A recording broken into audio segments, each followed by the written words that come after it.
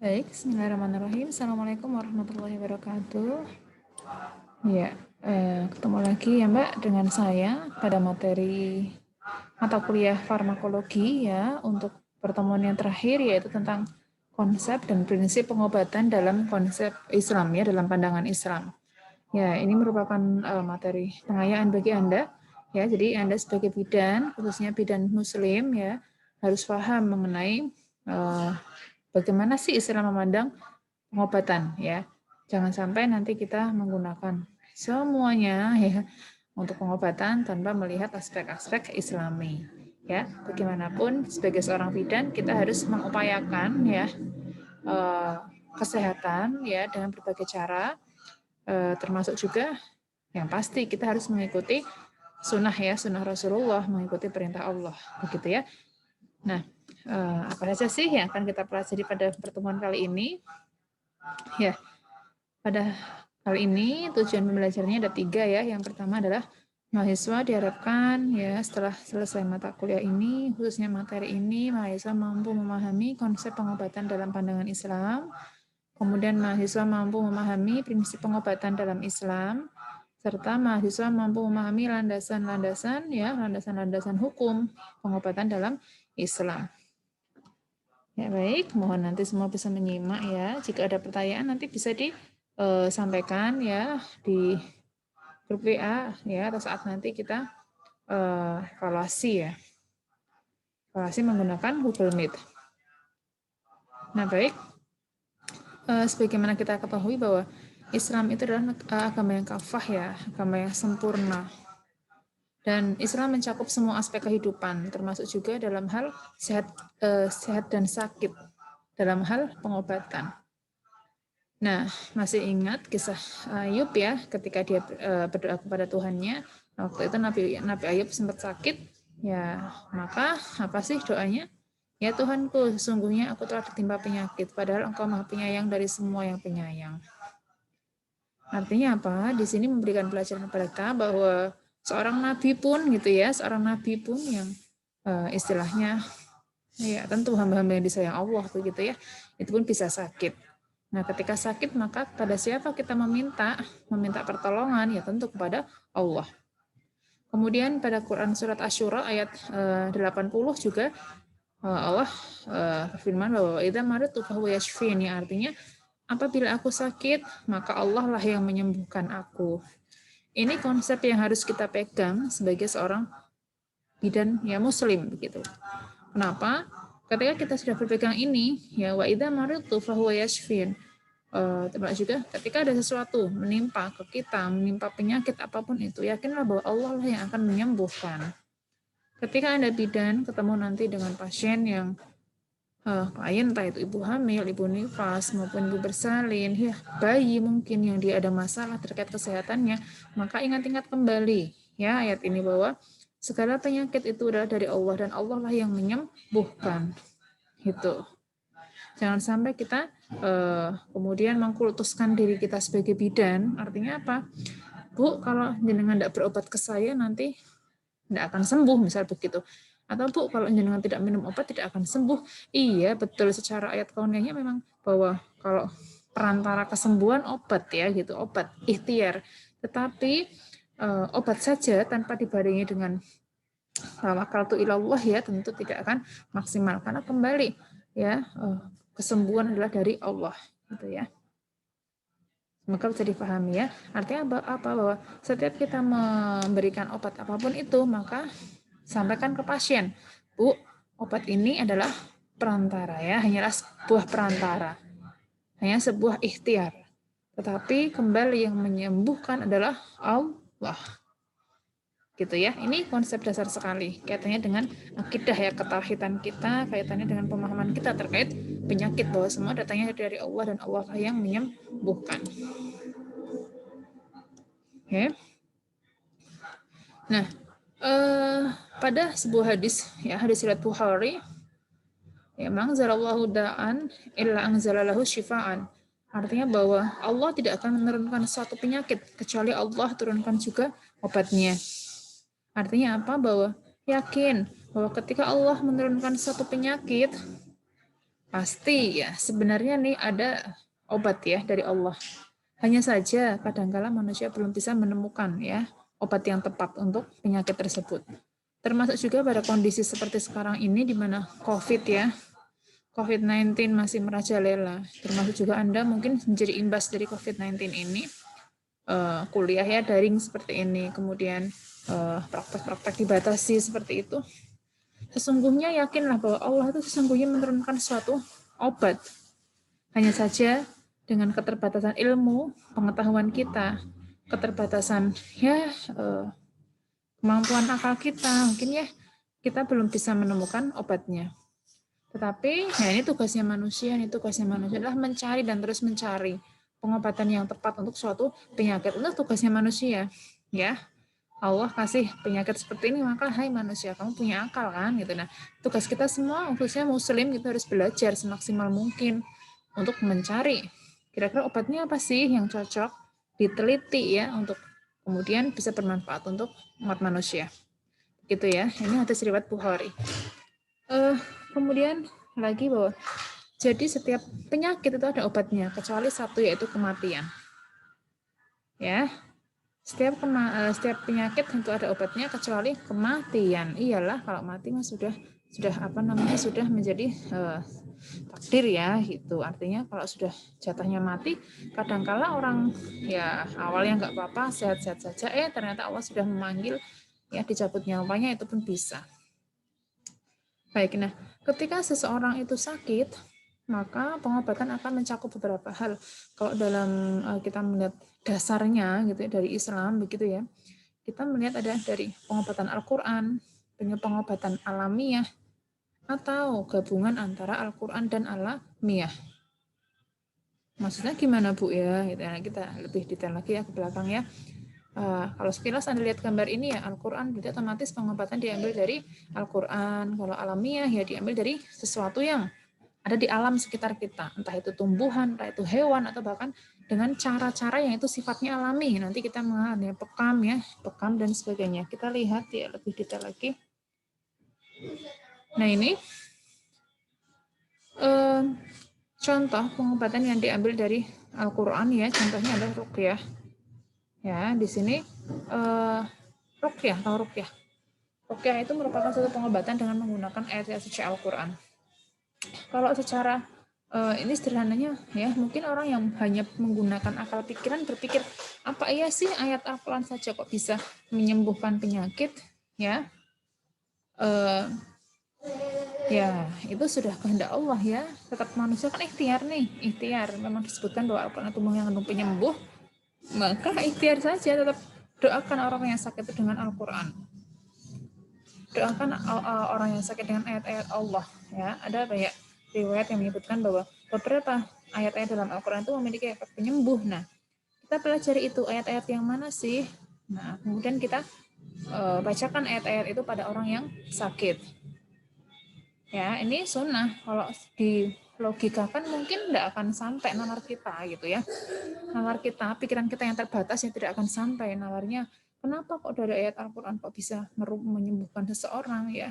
Kalau bertanya kenapa, ini mungkin kita belum sampai ya ke sana. Tapi ini sekali lagi ini perintah Allah adalah ada sunnah di dalamnya. Ada sunnah, ada kita mengikuti menghidupkan sunnah berarti ya. Kalau kita mau berobat dengan ruqyah tentu ruqyah syar'iyah ya.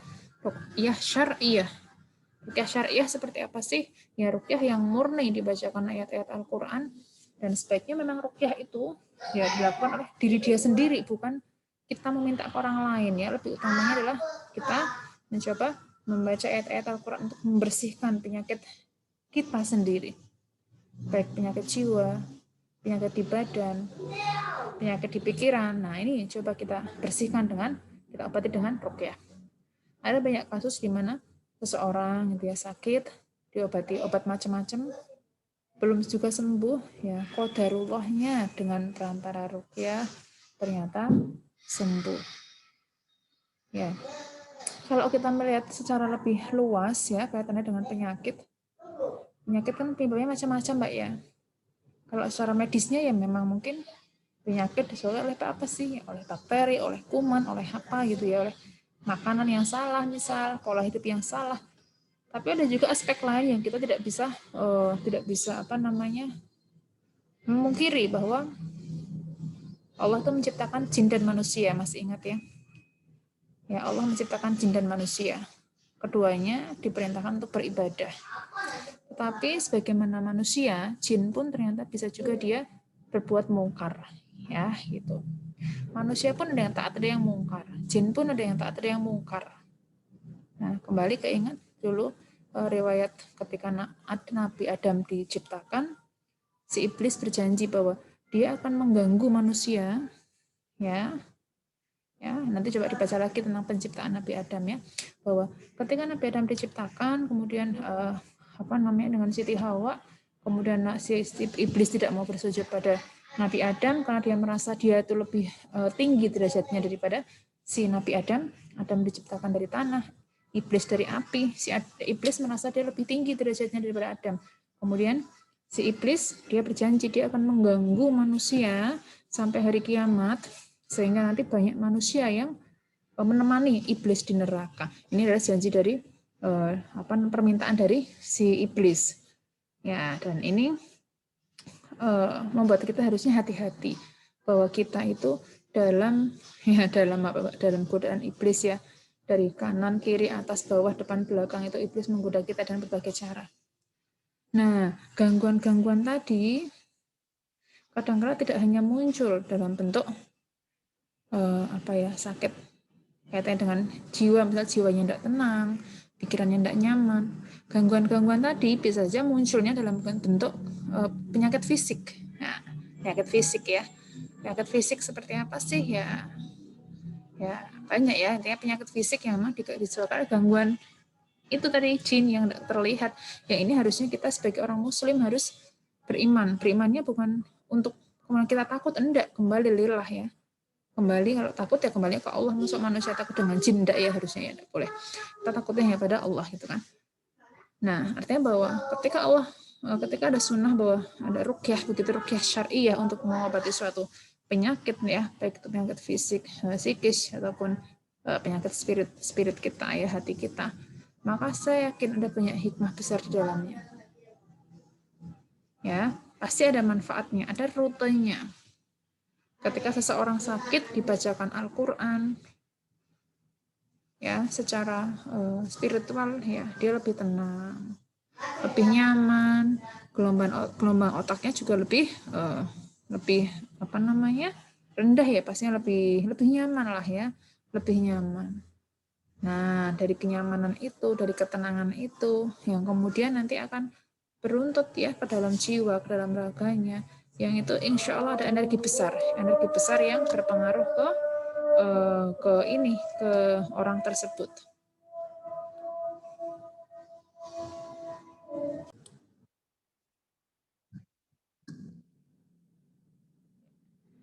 Ya, baik Mbak, saya lanjutkan ya. Tadi ada adzan ya, kita stop dulu sebentar. Baik, nah berikutnya adalah kita akan membahas pengobatan dalam Islam, yaitu dengan menggunakan tadi bahan alam ya. Ada beberapa bahan alam ya, herbal ya, kita sebutnya mudahnya herbal begitu ya. Bahan alam yang itu disebut di dalam Al-Qur'an dan hadis ya beberapa kali. Ada 9, berapa ini? 1, 2, 3, 4, 5, 6, 7, 8, 9, 10, 11, 12.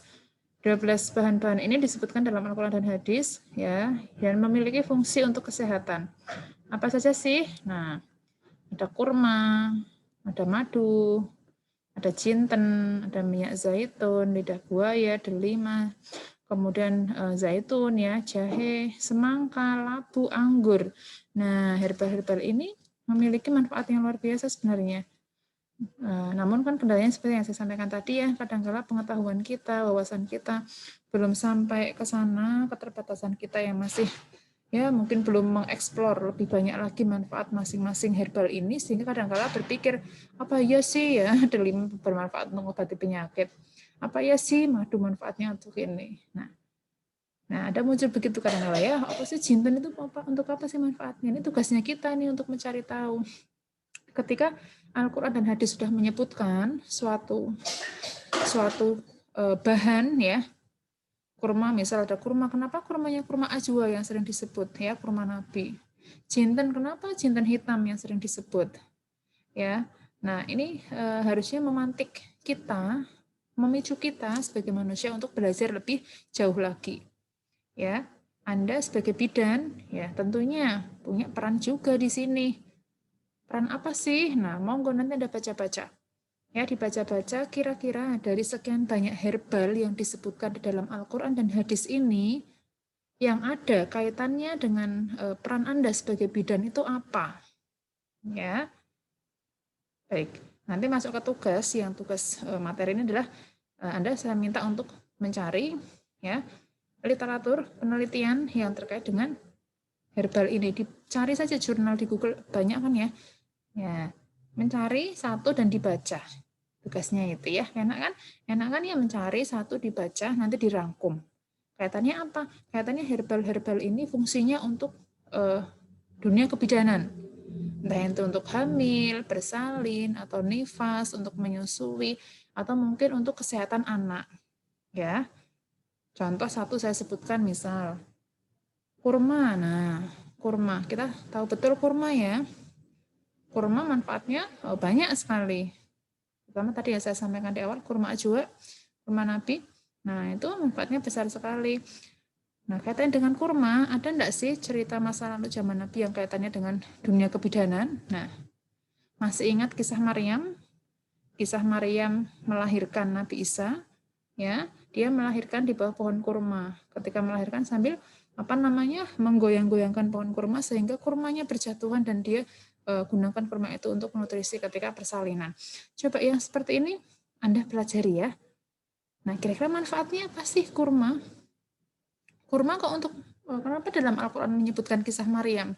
Dan kenapa Quran dikaitkan dengan kurma? Kenapa kurma dikaitkan dengan proses persalinan? Nah, nanti kalau Anda mau telaten membaca di penelitian, ternyata kurma itu mengandung kalori yang cukup tinggi, rasa manisnya bisa menjadi tenaga ya untuk ibu ketika mau melahirkan. Kenapa juga kurma ajwa? Oh, ternyata kurma ajwa itu kandungannya lebih bagus, lebih banyak. Dia teksturnya yang kering itu membuat kandungan nutrisinya lebih bagus. Nah, ini sesuatu yang harus kita pelajari. Ya, Mbak ya. Saya mendorong Anda sebagai bidan, khususnya bidan muslim, untuk mencoba mencari tahu, mempelajari ilmu-ilmu terkait ini nanti diterapkan di kebidanan. Ya, Mbak ya. Oh, ada zaitun untuk apa sih? Jahe untuk apa? Madu untuk apa? Nah, gitu nggih.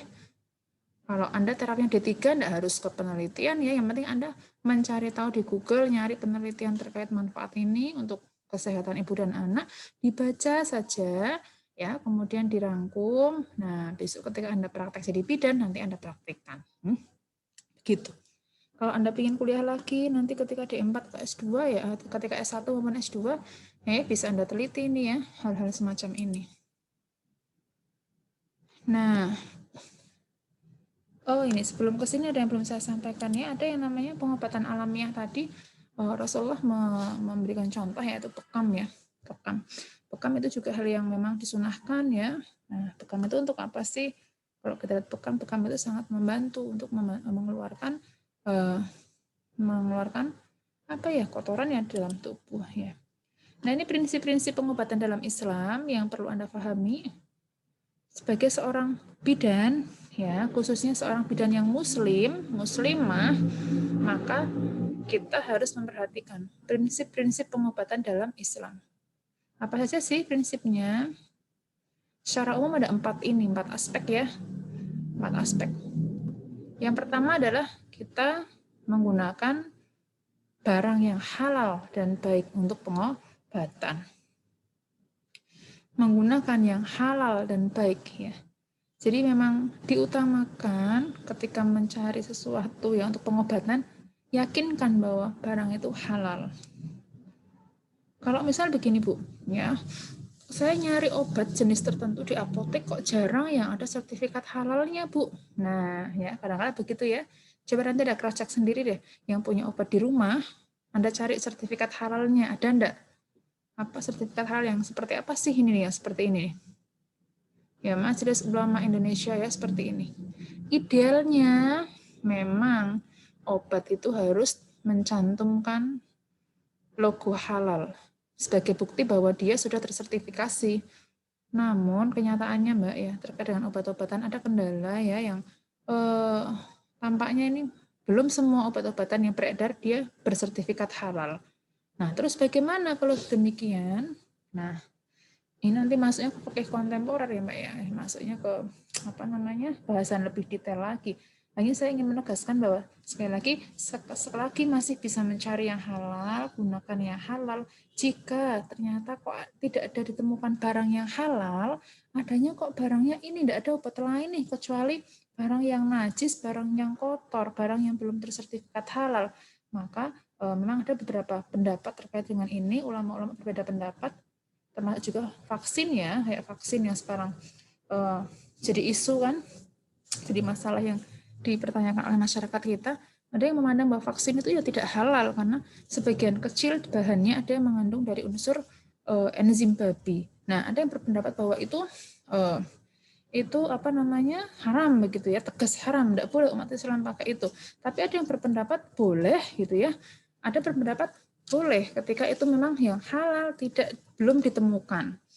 Ketika itu kondisi darurat nasbi namanya, sebab-sebab darurat, maka diperbolehkan dengan catatan tidak berlebihan. Artinya gini, coba cross check nanti ada hukum-hukum ya, kemudian ada Mbak, kayak semacam saya mau bilang kok perintah anjuran dari entah itu dari MUI, entah itu dari organisasi kemasyarakatan ya, keislaman gitu. Kalau kita di Muhammadiyah ya, kita punya namanya majelis tarjih ya. Majelis tarjihnya yang itu mengkaji tentang kasus-kasus yang semacam itu. Nah, dari situ nanti kita akan tahu, oh kira-kira ini boleh enggak digunakan. Ya, kayak saya sendiri misalnya saya orang awam ya, saya tidak paham betul tentang hukum-hukum Islam yang lebih mendalam. Saya bukan ahli hadis, saya bukan ahli Al-Quran. Maka ya saya akan mengikuti para ulama, saya akan mengikuti bagaimana dalil dari hasil dari musyawarahnya para ulama. Ya, gitu. Karena memang hukum Islam ada 3 ya, ada Al-Quran, hadis, satunya adalah hukum dari hasil musyawarah ulama itu. Kemudian sekali lagi tadi kembali ke atas, gunakan yang halal selagi ada barang yang halal untuk obat. Jika kondisi darurat sekali dan belum ditemukan barang halal, ya kembali ke daruratun nasbi ya, berarti dia boleh menggunakan barang yang tadi ya kotor najis selama mengikuti fatwa dari MUI, fatwa dari para ulama begitu ya. Kemudian tidak menimbulkan mudarat, ini juga penting. Ketika berobat, jangan sampai obat yang kita konsumsi itu menimbulkan mudarat. Apa sih mudarat? Mudarat itu adalah musibah ya. Jangan sampai kita meminum obat A tetapi ternyata menimbulkan penyakit B begitu. Kita punya penyakit A, diobati dengan suatu obat. Ternyata ketika minum obat menyebabkan penyakit C. Nah, itu namanya berarti obatnya menimbulkan mudarat ya. Sebisa mungkin kita gunakan obat yang aman, yang safe ya. Aman, dipastikan dia ketika dikonsumsi itu tidak menimbulkan masalah bagi tubuh kita.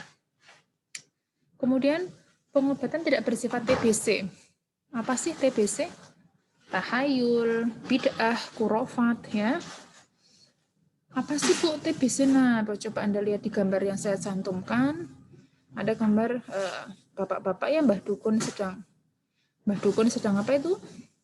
Membakar kemenyan ya Mbak ya. Kemenyan ada mawarnya begitu ya. Kemudian di sebelahnya ada gambar apa itu? Masih ingat dulu waktu sempat trending ya zaman dahulu kasusnya si Ponari ya, yang orang berobat menggunakan batu ya. Waktu itu Ponari menggunakan batu yang dicelupkan ke air kemudian diminum dan katanya penyakitnya sembuh begitu. Ada juga yang berobat dengan menggunakan misal benda-benda kayak rajahan, tahu rajah enggak? Rajah itu kalau misalnya ada yang rewel, ada yang sakit panas ya, diambilkan keris kecil dibungkus misal dibuat kalung atau dibuatkan tulisan yang kode-kode ya, Arabnya tidak jelas, Arab tapi tidak jelas gitu ya. Itu kemudian dibuat digelang, dibuat gelang atau ditaruh di mananya, ditaruh di bawah tempat tidurnya atau apa. Nah, hal-hal semacam itu, mempercayai keris, mempercayai batu-batu bahwa dia punya kekuatan, mempercayai kayak ya bakar kemenyan nanti ada yang bantuan jin datang membantu menyembuhkan. Hal semacam itu jelas dilarang dalam Islam, ya. Karena itu dekat dengan syirik. Itu sama aja dengan syirik, ya, mempercayai adanya kekuatan lain selain Allah. Maka tugas Anda sebagai bidan, ya, khususnya bidan yang muslim dan mukmin, ya, Anda harus bisa mengedukasi masyarakat biar berobat dengan cara yang baik. Bu lah, tapi misal gini Bu, kenyataannya kok sembuh Bu, orang datang ke Mbah Dukun, ada bayi panas, dibawa ke Mbah Dukun, tidak diberikan paracetamol, malah berobatnya ke Mbah Dukun, dijampi-jampi, pakai kemenyan, misal setelah itu sembuh. Sembuh Bu, nah gimana tuh Bu? Nah, yang semacam ini perlu Anda kaji ya.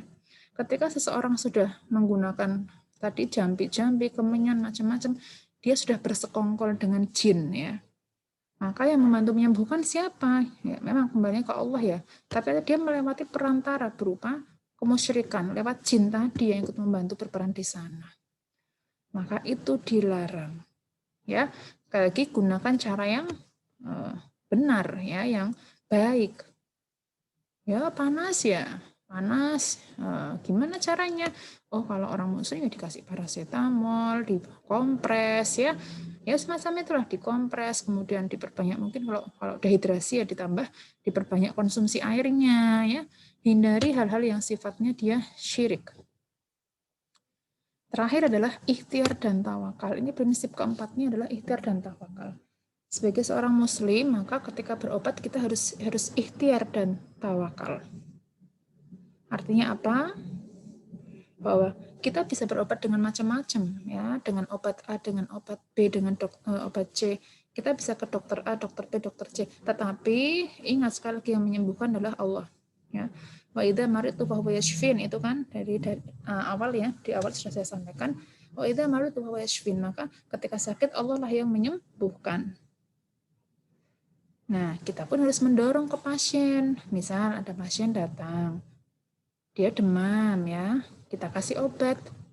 Anda sampaikan, Bu, obat ini ya fungsinya untuk membantu menurunkan panas ibu. Tetapi ini hanya perantara. Allah lah yang menurunkan ya, yang sejatinya menurunkan panas ibu. Jadi selagi ibu minum obat ini, ibu harus banyak berdoa pada Allah supaya ibu disembuhkan. Ibu harus bertawakal pada Allah ya ketika ibu sedang pengobatan.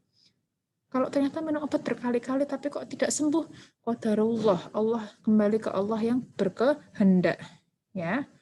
Sama lagi misal begini, Anda bidan, Anda membantu memberikan KB misal ya, KB suntik misal ke pasien.